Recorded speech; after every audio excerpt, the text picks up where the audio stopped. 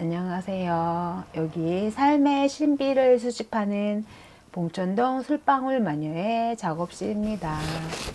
네, 이렇게 하면 좀 소리가 클려나요? 네. 제가 그래도 방송을 좀 잘 해보려고 저희 유튜브 채널 방송을 제가 볼 때가 있거든요. 그러면은, 제가 저를 보는데 그때 방송하는 저의 마음이 떠오르는 거예요. 어떤 마음이냐 하면은,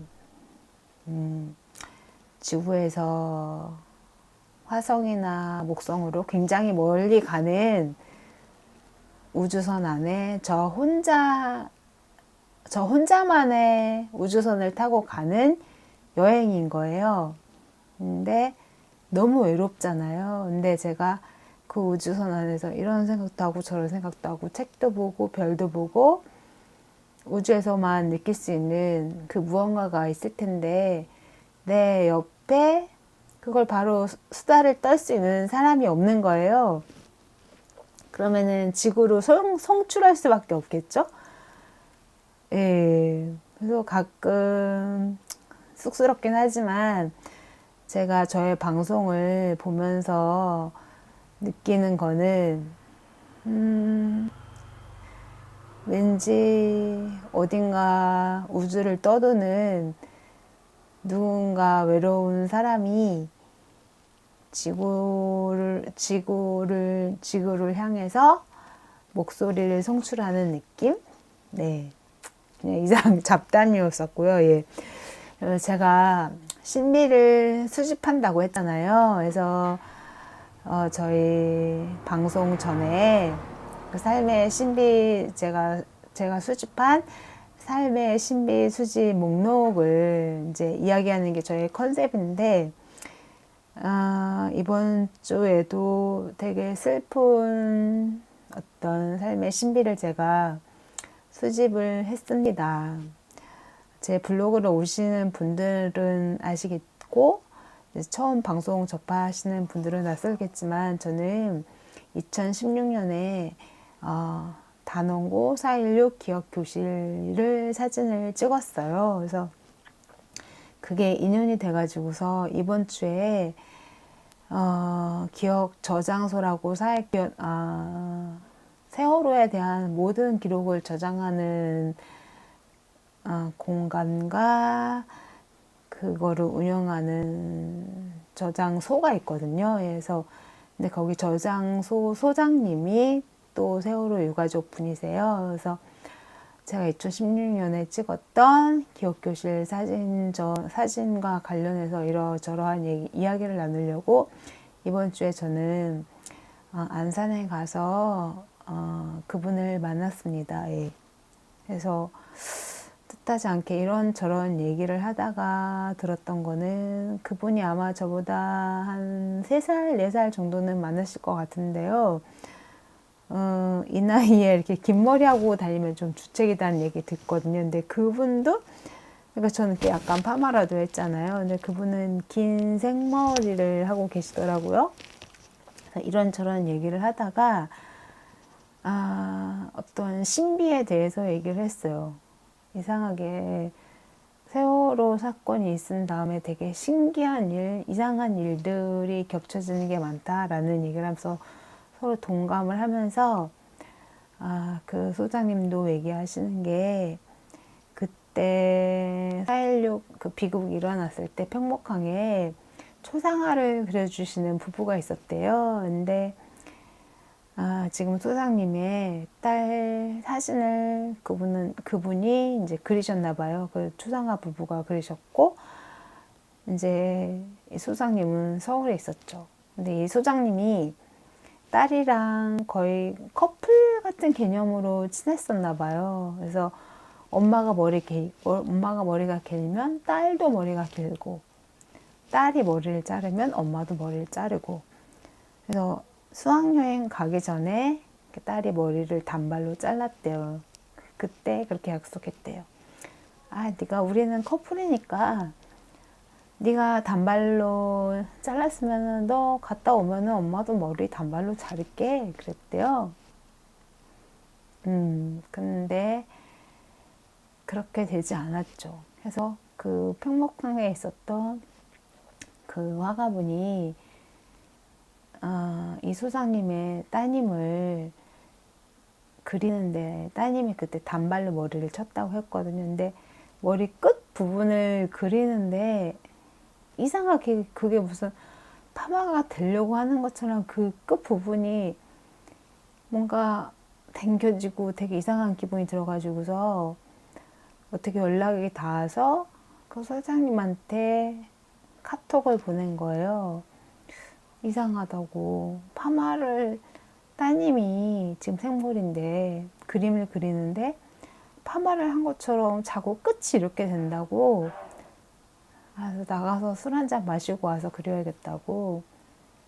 근데 소장님은 그때 깜짝 놀란 거예요. 예. 딸이 단발했다고 그랬잖아요. 커플이라고 했잖아요. 그래서 어머님도 그 사건이 나고서 그 약속을 지키고 싶어서, 딸과 약속을 지키고 싶어서, 여행 가기 전 딸과의 약속을 지키고 싶어서 단발로 했는데 그 단발이 너무 안 어울리더래요. 그래서 그러면은 파마라도 해야겠다 해서 파마를 했는데 그 파마도 너무 이상해가지고서 그 파마조차도 푸른 그런 우여곡절이 있었는데 그 화가분은 그 우여곡절은 전혀 모르잖아요. 그래서 그냥 그 따님 분의 도연양의 초상화만 그렸을 뿐인데, 작고 머리 끝에를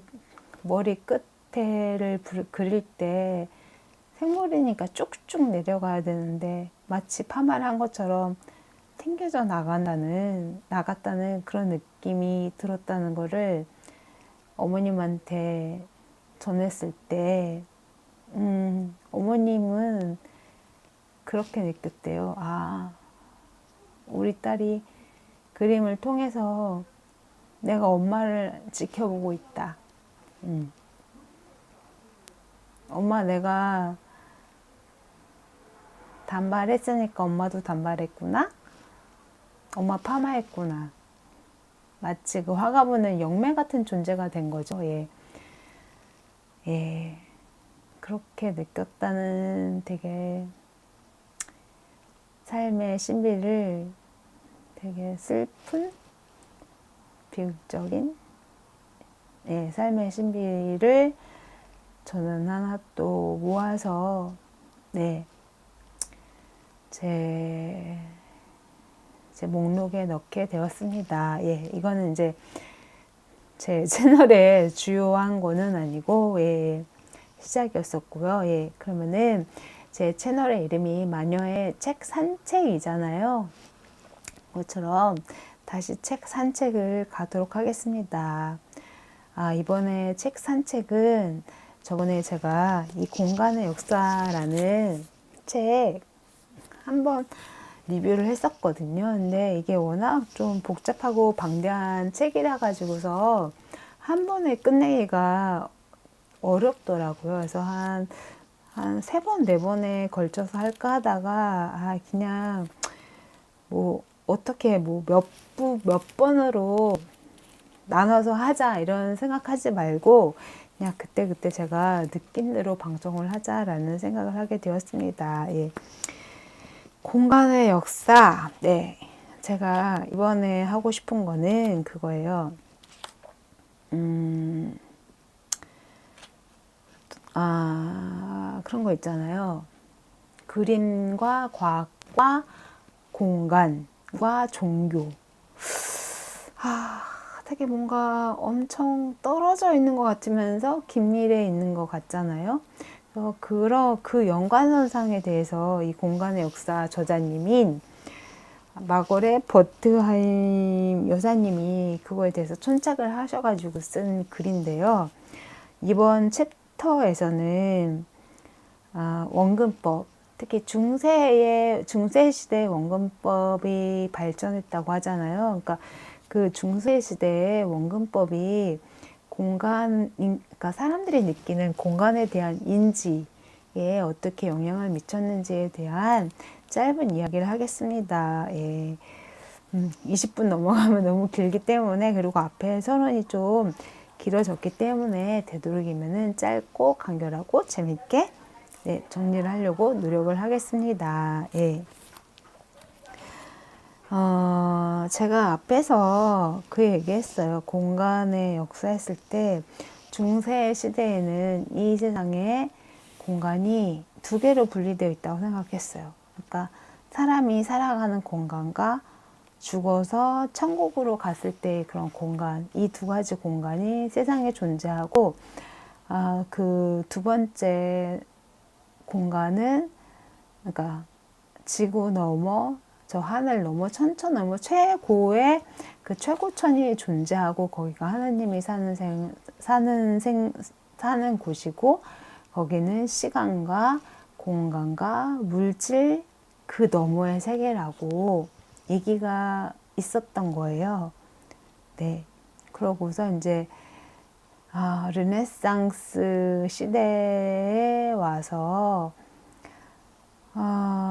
보통 그림은, 지금은 그림이 너무 흔하지만 중세 시대에는 그림은 정말 어떠한 고관태다. 왕이라든지 귀족, 아주 그것도 돈이 많은 귀족, 돈이 많은 성직자가 아니면은 그림을 가질 수가 없었어요.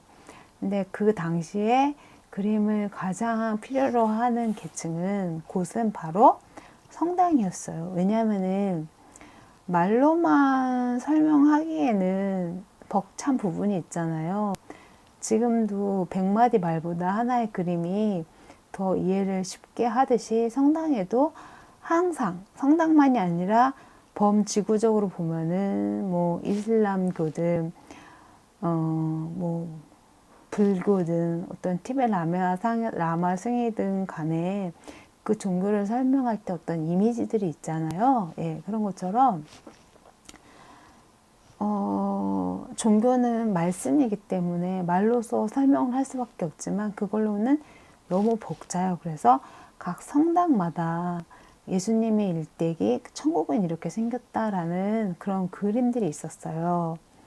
근데 이게 중세를 지나 르네상스 시대에 도래하면서 굉장히 큰 변화가 생겼습니다. 예. 여러분이 익히 아시는 미켈란젤로, 레오나르도 다빈치, 바로 그 직전에 그러한 엄청 큰 지각 변동이 있었는데요. 예. 그때 이제 화가들이 원근법을 적극적으로 받아들인 거예요. 성당에 그림을 그리는 화가들이.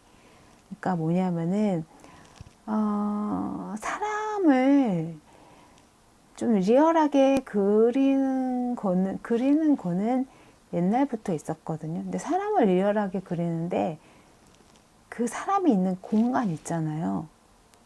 근데 그림에서 보여지는 그 공간이요.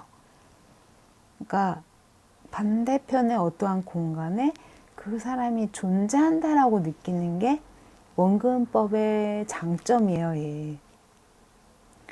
그래서 중세 시대 화가들이 그 점을 이용해서 성당에 그런 그림을 그리기 시작했습니다. 그러니까 제가 지금 예로 하나 화집을 보여드릴게요. 예. 보이시나요? 예.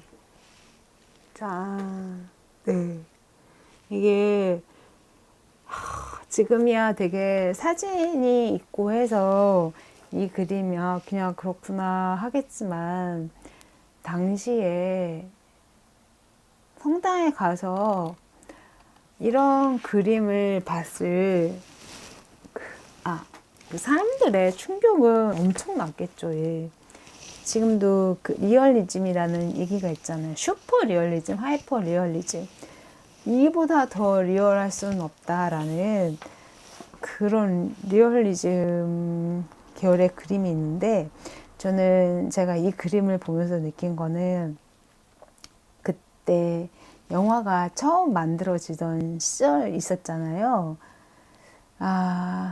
레미와 르완나? 예, 그 형제들이 영화를 처음 만들었다고 하는데, 그때 영화관 안에서 지금으로 생각하면 아무것도 아닌 장면들, 그냥 기차가 칙칙폭폭 거리면서 이렇게 오는 그 장면을 찍은 거를 그때는 진짜 아무 스토리도 없는데 영화관에서 상영을 했대요. 그 당시에 유명한 이제 셀럽 아니면은 얼리 어답터 같은 분들이 그걸 구경하러 갔겠죠. 근데 다 그게 상영되자마자 사람들이 다 뛰쳐나갔대요.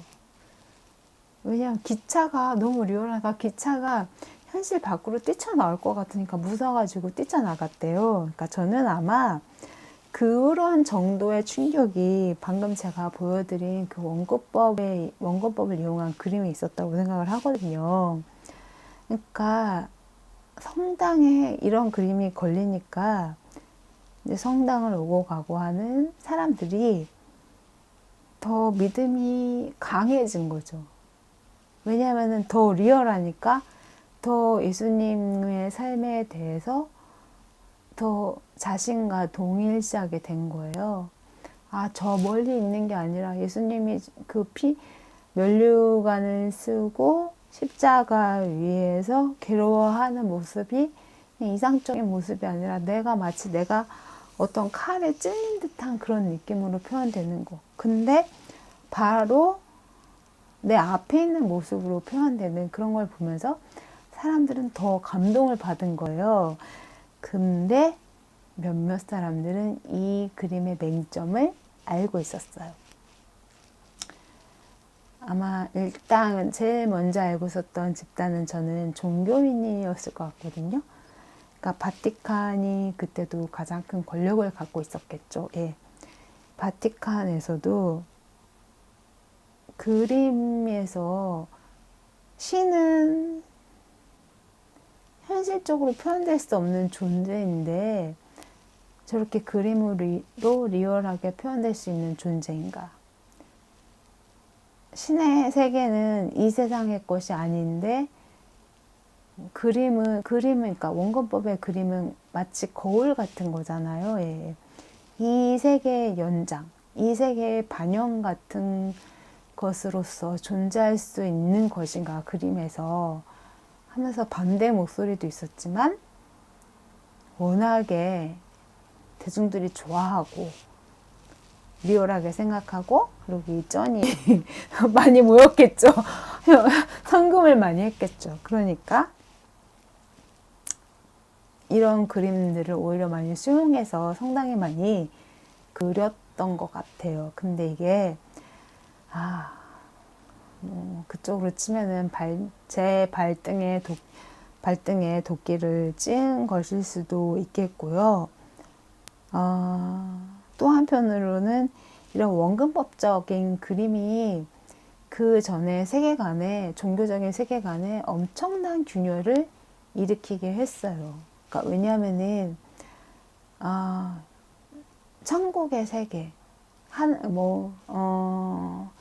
천사가 있는 그 세계는 어떠한 시간과 공간과 물질을 넘어서의 세계라고 사람들은 생각을 했거든요.